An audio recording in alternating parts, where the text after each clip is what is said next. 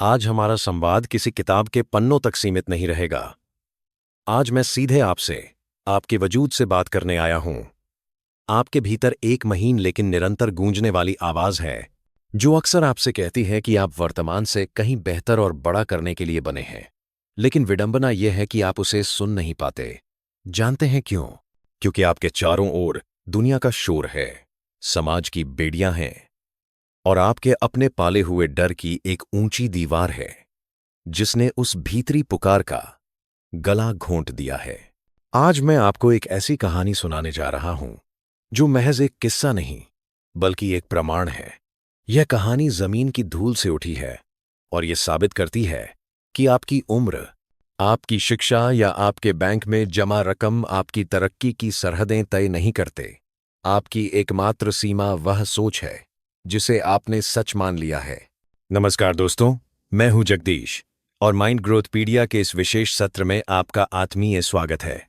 जरा कल्पना के घोड़ों को दौड़ाइए और पहुंच जाइए साल 1983 के सिडनी, ऑस्ट्रेलिया में।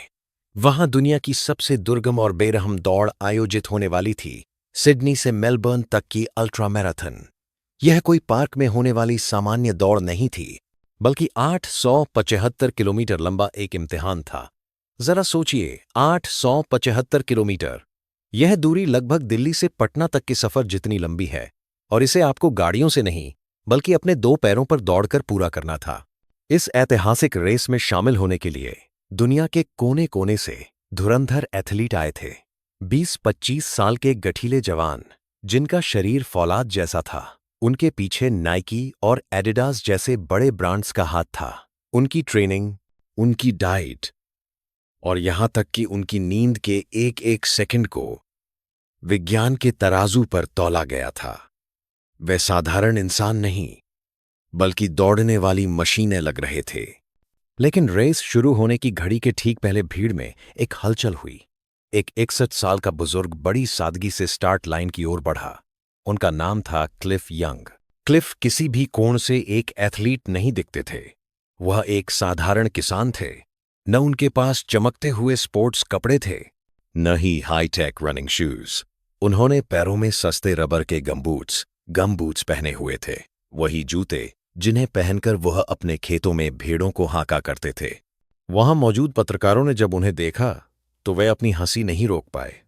एक पत्रकार ने तो मजाक में माइक आगे करके पूछ लिया, बाबा, रास्ता तो नहीं भटक गए? यहां आपका क्या काम? क्लिफ ने बड़ी मासूमियत से जवाब दिया, नहीं बेटा, मैं भी यहां दौड़ने ही आया हूं। चारों तरफ कह कहे गूंज उठे। 61 साल की उम्र और 875 किलोमीटर की महादौड़, यह किसी मजाक से कम नहीं था। क्लिफ ने शांत रहकर कहा, देखिए, मैं एक किसान हूं। मेरे पास 2000 एकड़ जमीन और 2000 भेड़ें हैं। जब कभी तूफान आता है और भेड़ें इधर उधर भागती हैं, तो उन्हें पकड़ने के लिए मुझे कई कई दिनों तक लगातार दौड़ना पड़ता है। मुझे लगता है मैं यह रेस पूरी कर सकता हूं। प्रेस वाले उन्हें पागल समझकर हंसते रहे और प्रोफेशनल एथलीटों ने उन्हें अनदेखा कर दिया। फिर स्टार्ट गन चली। जवान एथलीट बिजली की गति से आगे निकल गए, जबकि क्लिफ बहुत पीछे छूट गए। वह एथलीटों की तरह दौड़ भी नहीं रहे थे, बल्कि एक अजीब से लड़खड़ाते अंदाज में जॉगिंग कर रहे थे, जिसे आज दुनिया क्लिफ यंग शफल के नाम से जानती है। ऐसा लग रहा था कि वह कभी भी जमीन पर गिर पड़ेंगे। कुछ ही घंटों में वह मील पीछे रह गए। विशेषज्ञों ने भविष्यवाणी कर दी कि यह बुजुर्ग जल्द ही हार मान लेगा। लेकिन असली चमत्कार तो अब शुरू होने वाला था। मैराथन का एक वैज्ञानिक नियम था, जो उन सभी एथलीटों ने सीखा था। 18 घंटे दौड़ना और 6 घंटे सोना। शरीर को रिकवर करने के लिए यह जरूरी था। पहले दिन के अंत में सभी नामी एथलीट अपने टेंटों में जाकर सो गए। लेकिन अगली सुबह जब उनकी आंख खुली, तो उन्हें एक ऐसी खबर मिली जिसने सबके होश उड़ा दिए। जब वे सब सो रहे थे, क्लिफ यंग दौड़ते रहे।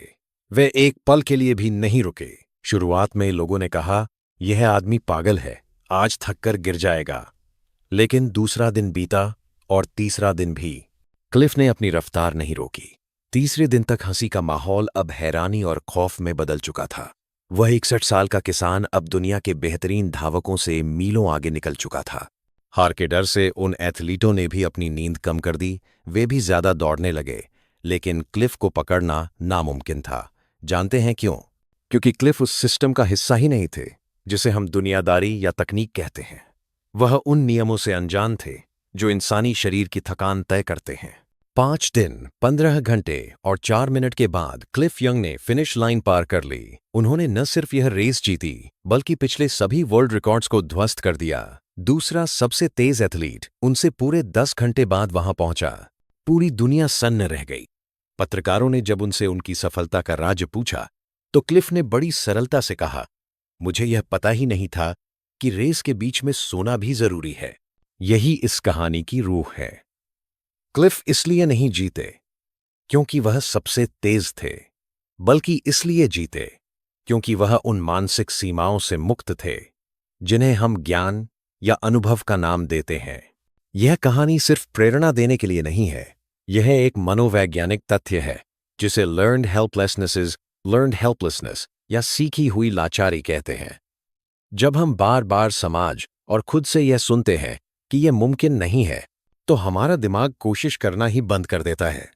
उन एथलीटों के लिए उनका ज्ञान ही उनकी जेल बन गया था। उन्हें सिखाया गया था कि बिना सोए दौड़ना असंभव है, इसलिए वे सो गए। क्लिफ उस नियम को नहीं जानते थे, इसलिए वे स्वतंत्र थे। अब जरा रुकिए और अपने जीवन की ओर मुड़कर देखिए। आपको किसने यह पट्टी पढ़ाई कि एक खास उम्र के बाद सपने देखना बंद कर देना चाहिए? किसने कहा कि बिना डिग्री या बैंक बैलेंस के कुछ नहीं हो सकता?